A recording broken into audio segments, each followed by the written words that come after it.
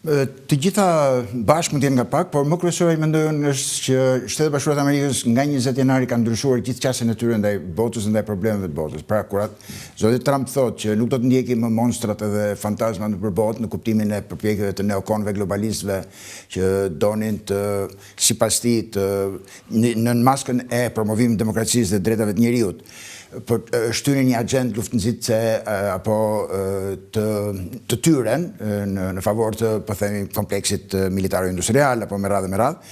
Zoti Trump I ka urdhëruar dhe udhëzuar Departamentin e Shtetit të ndjeki një politikë ndryshe me vendet e tjera dhe mua deklaratat e tyre më duket më shumë në këtë këndvështrim, në punën që bën tashmë Departamenti I Shtetit në udhëzime të reja. Pra, marrëdhëniet me shtetet nuk janë më në raport me demokracinë dhe drejtat e njerëzit, por janë thjesht marrëdhënie të reciprocitetit, të interesit bazuar në çfarë vlere ka ky vend për Shtetet e Bashkuara të Amerikës dhe nga aq I thatë është ai urim, kupton që ne kemi atë rëndësi për stabilitetin në rajon për cilin ata do të punojnë.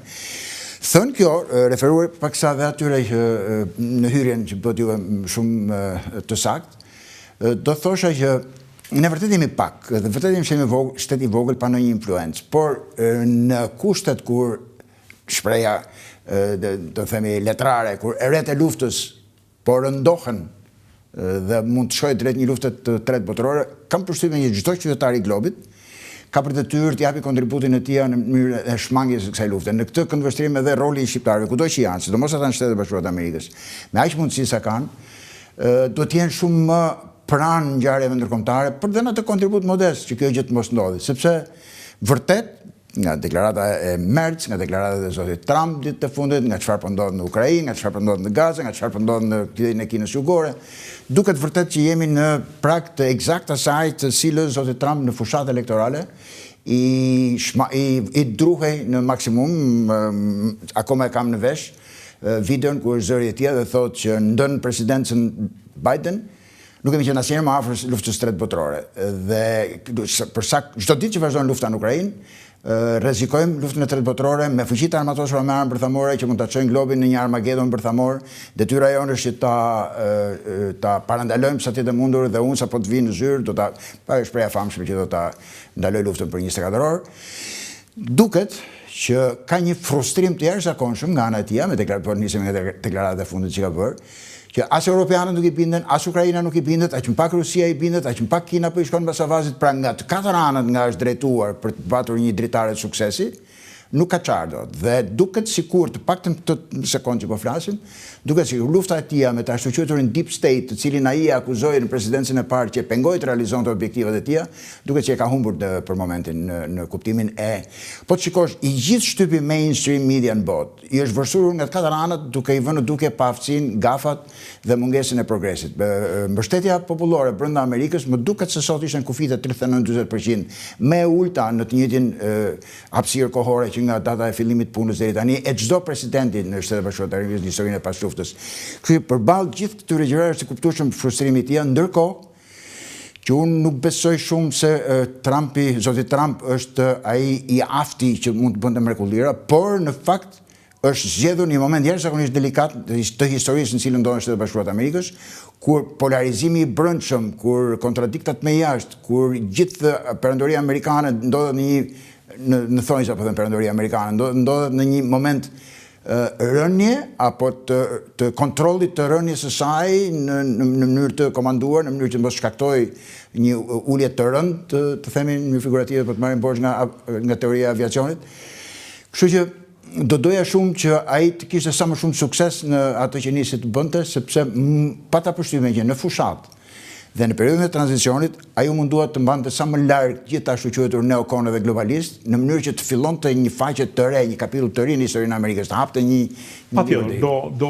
do ndalohemi edhe te kjo pikse në ça stadi është Trumpi, po duhet I rikthejmë edhe një herë eksperiencës tuaj si një pjesëtar I vjetër I administratës shqiptare, dhe pra e dini pak a shumë si funksionon se administratat janë të ngjashme, esin me këpucë shprej plumbi, por njëkohësisht njihni dhe administratën amerikane. Mos ju duket vallë ky urim ka të bëjë pikërisht me ato deep state-in që thatë ju që ata duke parë ndryshimet e humorit të administratës Trump, e cila thot një herë tarifa në 100% me Kinën, pastaj ul në 25%, pastaj 300%. Janë ata të cilët maten përpara se të flasin, ambasada kërkon udhëzime në departamentin e shtetit, departamenti i shtetit desk oficeri ja çon shefit sektorit ja çon pak më lart, dhe është kjo vonesa duke dhënë një përgjigje diplomatike e cila në fakt as i ngro dhe as i fto marrëdhëniet me Shqipërinë, mjafton që qeveria Rama mos prekë interesat amerikane. Kjo është, po themi, themeli, baza ose substanca, por në fund të ditës Shtetet Bashkuara të Amerikës ju intereson edhe situata politike në Shqipëri, edhe influenca e shqiptarëve në rajon, edhe paqja dhe stabiliteti në këtë zonë të botës dhe kontributi që mund t'japi ky rajon për paqen në terma amerikane, le themi, për kontributin për çështjet e sigurisë për cilat shqetësohet Shtetet Bashkuara të Amerikës. Në të gjitha të procedurën që ju e përmendët është eksakt ashtu, që formulohet këtu, miratohet atje me radhë, por mos harrojmë një gjë që sidomos në mungesë të ambasadorit dhe zonës ambasadorit. Nuk besoj se luan një rol të madh mungesa e ambasadorit. Jo, sepse këta teoritë komplotiste shqiptare kishin thënë që shikoni, atëherë uroi Yuri Kimi, ndërsa tash po pra uroi Yuri Kimi se ishte ambasadori Yuri Kimi. Po të kishte ndonjë ambasador tjetër, ndoshta do ta kishte bërë në emrin e tij, ose.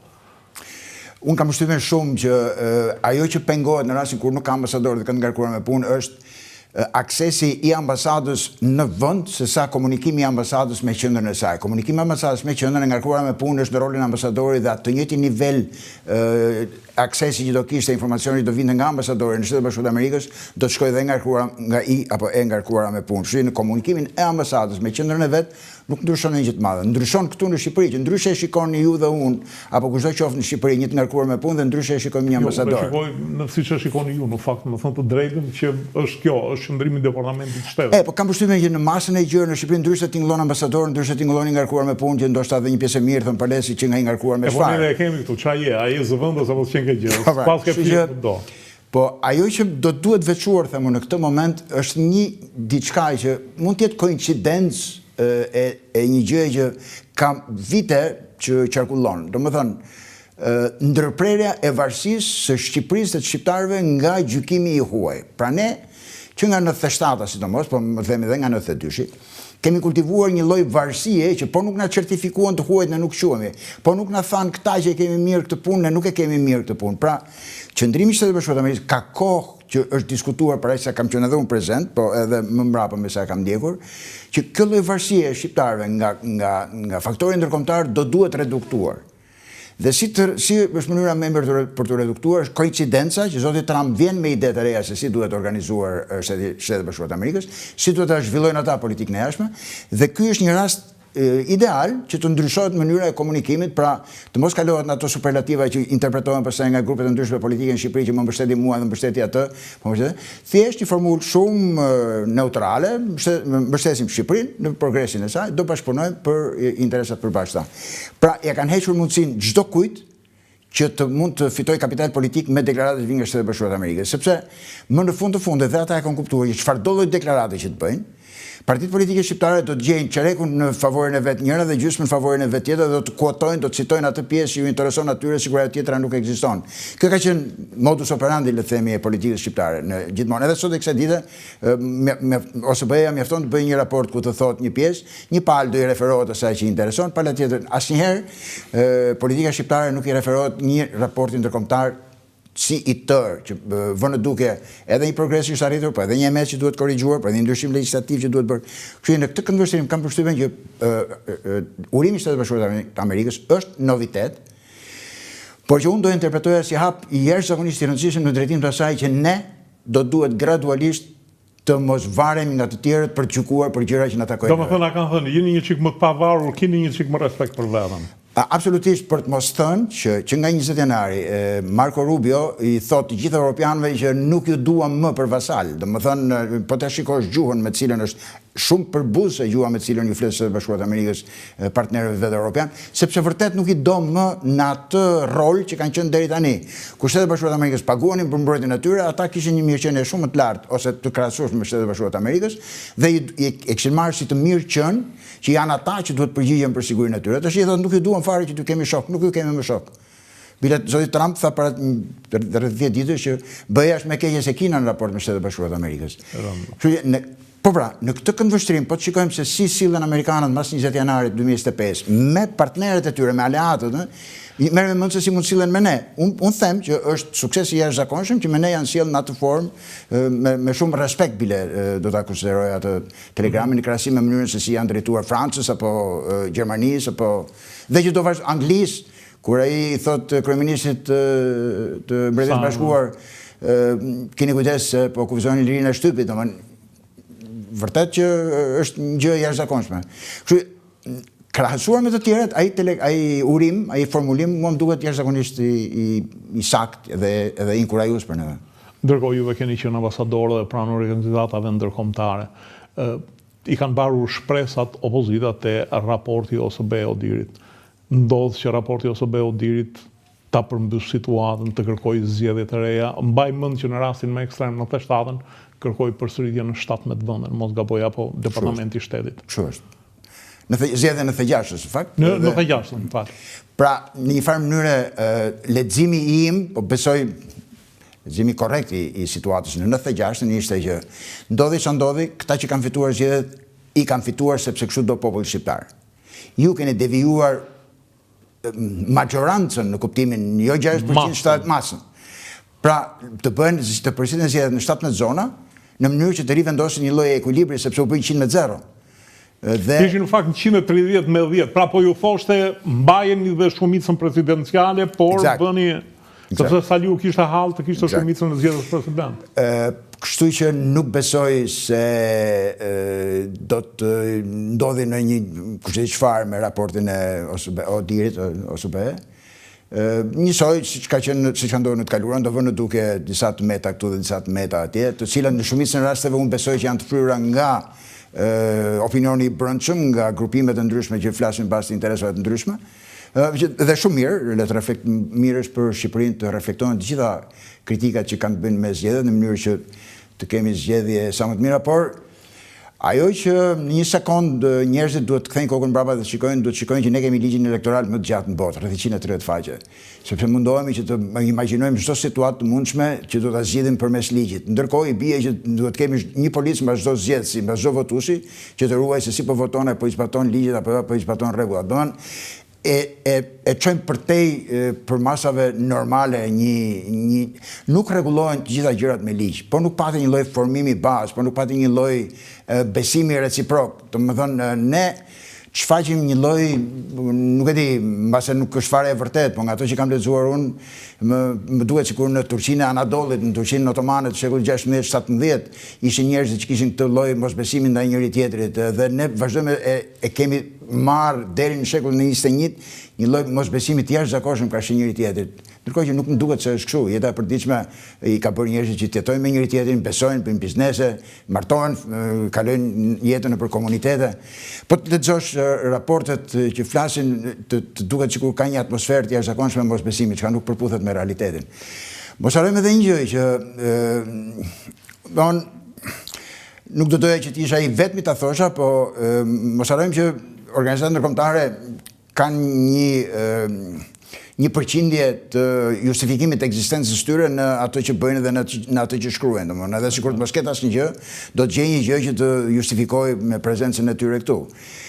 Për të mos thënë tjetrën fare, pastaj që Odiri është okay, është një organizatë specializuar për zgjedhjet, por kupola e OSBE-s është totalisht e vjetruar. OSBE-ja është një organizatë që ka lindur me propozimin e rusëve, një iniciativë sovjetikëve, iniciativë që 1924 për të drejtat e njeriu. Në fakt, në vitin 76. Helsinki është firmoz në 75-ën, Prishtina ka menduar në 72-shin, por ideja e OSBE-s ka qenë thjesht puna e kufive. Dhe retrospektiv, ndërkohë që ne patjetër dhe drejtat e njeriut janë të tre shportat, politike dhe sigurisë, të drejtat e njeriut dhe ambienti dhe ekonomia. Por në të ushtrisë të sigurisë ishte atje ku ngulmonin rusët, që ishte sovjetikët, që ishte pjesa e mosndryshimit kufive. Në të drejtat e njeriut insistonin perëndimi amerikanët dhe Europa. Rusët besonin që sankcionimi në kartën e Helsinkit i mosndryshimit kufive do t'i mbronte nga rënia, por nuk i mbrojtje fare nga rënia. Ashtu sikur se dhe Jugoslavën nuk i mbrojtje fare nga shkatërimi Jugosllavisë. Dhe e zgjata pak si shumë këtu për të dalë një... Jo, edhe duhet ta kuptoj njerëzit se ç'është organizat. Ka një pikë shumë interesante, sepse mua më ka interesuar shumë duke qenë diplomat dhe duke qenë, sepse ndjeja një lloj shikimi shtrëmbër nga kolegë të ndryshëm që pse nuk ishim neve Shqipëria pjesë e firmosjes në Helsinki, ndërkohë që na kishin ftuar. Dhe aty ka jashtë se unë shumë hile, po të shikosh korrespondencën diplomatike, edhe na kanë ftuar dhe s'na kanë ftuar, dhe i kanë ftuar dhe s'i kanë ftuar, dhe ato që kemi kërkuar ne si kushte për të plotësuar përpara se ti firmosnim, pra edhe atyre ju ka ardhur mirë që ne nuk vajtëm. Por ajo më interesante që do të dësha të them është që në atë kohë Shqipërisë nuk i konvenonte fare mosndryshimi kufive.